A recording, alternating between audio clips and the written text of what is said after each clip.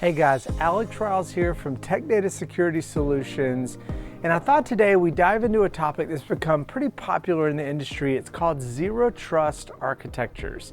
Now, we want to focus today on a simple truth about zero trust that I think you're going to find interesting.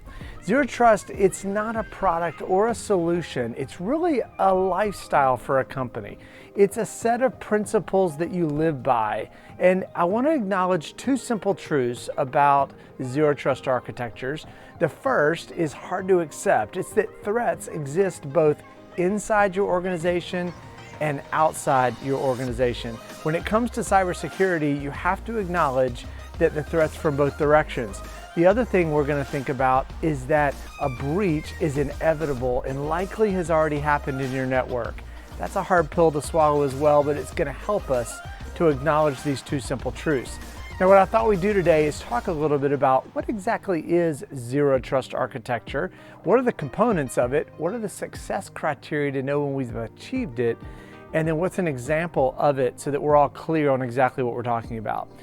So when it comes to what is a zero trust architecture, think of it as a security model or a design principle that eliminates implicit trust in a user, a device, or a service on the network. Now, when we say implicit trust, what we mean is that we specifically just sort of say, I'm going to allow in anybody into my network and I don't really care who they are. I'm not going to bother testing every single device or every single user. I'm just going to implicitly trust you. That's the opposite of what zero trust architectures are. It's all about defining continuous verification process of all your operational environment so that in real time you can collect information and determine whether or not you want to allow access to a user, a device, or a service. This is a concept that we call least privilege. I think back many years ago, I used to work on a HP software product called Operations Manager, and it was like a data collector of all information from all servers and network devices across the organization. And with that particular product, we had two modes of configuring it. First of all, as we collected information from all over the network, we could allow all events to come in from all network devices and show in our 24/7 console screen. The benefit of that is that we didn't miss anything. Everything was allowed in, and we defined specific policy to say, I don't care about that event, I don't care about this event. And it would take us weeks or months to fine-tune the product by kicking out all events we didn't care about, and everything else comes in.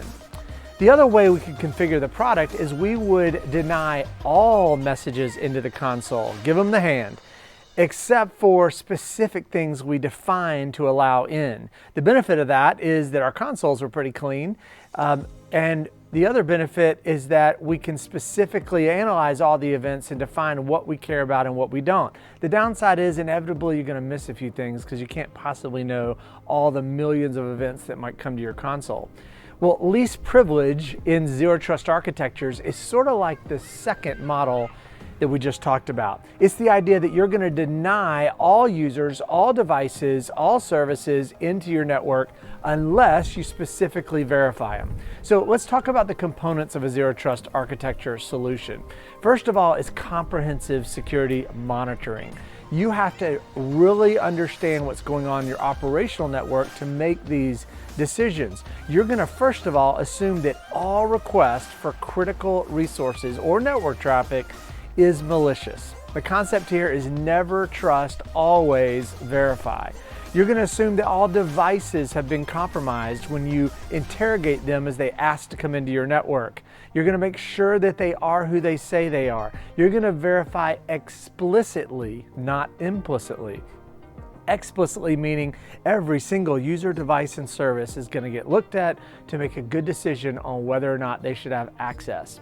The second component of a zero trust architecture is granular risk-based access controls. What does this mean? Well, that means that on a very granular level, you're going to assume that all access approvals to critical resources on the network will incur some level of risk. In other words, you need to be prepared to do a damage assessment, to control the environment, to even recover the environment should that user, service, business application, or device turn out to be malicious. We're going to look at things from a risk-based modeling perspective. And the third component of a zero trust architecture is you need security automation. Why? Because it's impossible for us to look at all the events that come into your network and define every single one that might need access, might need to be denied if you didn't have automation. This is where security policies come into play. Now, how would you know if you're successful implementing a zero trust architecture in your network? First of all, zero trust principles must span the entire network and your operating ecosystem. It can't be a part of it.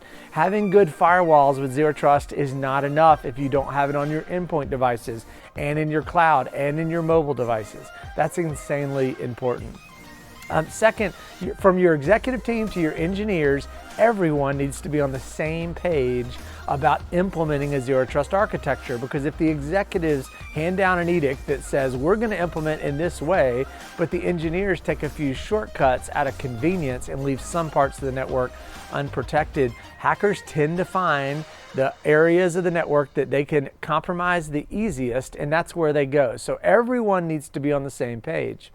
You also need to define mission outcomes early. What exactly is critical to protect in your network? It's probably not everything, so let's define exactly what is, which leads us to the next one, which is to architect from the inside out. We want to protect critical assets first, data, assets. We want to control applications, we want to control services. We're going to start there inside the network and work our way out. We want to determine not only what those things are, but who needs access and how much access they need to your data, your assets, your applications, your services.